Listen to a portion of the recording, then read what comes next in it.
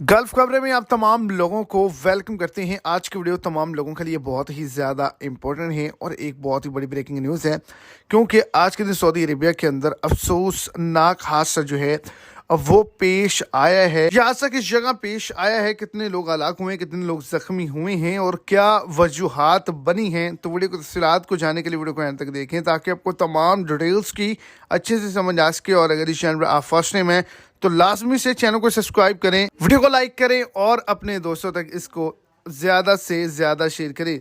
तो जद्दा मक्का शाहराह पर ट्रैफिक हादसा हुआ है, जिसके नतीजे में जो है वो 11 के करीब अफराद जो हैं वो इस हादसे का शिकार हुए हैं। इमदादी कार्रवाई में फ़िदाई एम्बुलेंस ने भी हिस्सा लिया है। फ़िदाई एम्बुलेंस के ज़रिए ही इनको जो है हॉस्पिटल के अंदर दाखिल किया गया है।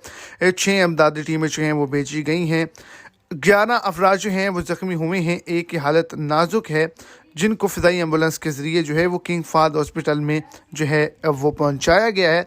दूसरे नंबर पर जिनको ज़्यादा चोटें लगी हैं, जो ज़्यादा ज़ख्मी हैं, उन्हें मक्का मुकरमा के अल नूर और ज़हरा के किंग अब्दुल अजीज़ हॉस्पिटल के अंदर दाखिल किया गया है।